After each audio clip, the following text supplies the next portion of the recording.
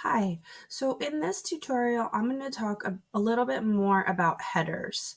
So in Google Sites, when you put in a header, these little stars come up and it kind of plays around with the coloring and stuff to make it work best with whatever you have as your title. All right, so you'll see it slowly start to change. So anytime you change your header, you want to give it a couple of seconds to adjust before you see what it's going to actually look like.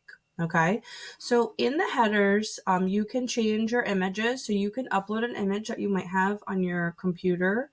You can also select images from a variety of places. Google created a gallery of images for you to use. So I was just on this first one. It looks like siding. So if you're doing a website for a construction company, that might be a good choice for you. You can also search by URL. You can look in your albums and you can also look in your drive. They also have just a regular Google search here. And again, I like using this because then I know that these images are labeled for reuse with modification. I'm not making any money off of this, so I'm not worried about it, but I like to make sure that I'm being a good digital citizen. So I make a lot of Google pages on a website that I maintain, so I use the Google logo a lot. So you'll notice that it's adjusting for readability is what it says. So it changes the background slightly so that the words that you have on your page are like stand out. Okay. So one thing you can do is like now there's a lot of words on the page is I like to delete this text box and then maybe find an image of whatever Google tool I'm talking about. So your images work the same way over here as they do in the header. So you can Google search. And so let's say I'm talking about sites. I would want to make sure that I specify that it's Google Sites.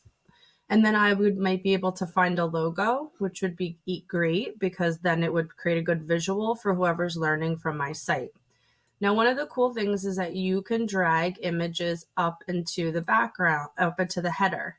So, and then you can adjust this as you see fit. So now you have an image it won't adjust this image. It only adjusts the image in the background. So what you could do if you wanted something that looked a little bit cleaner is you could actually just search for colors in the Google header search. And just be careful because sometimes they're shapes. It's interesting. But so now I've changed the background to just white.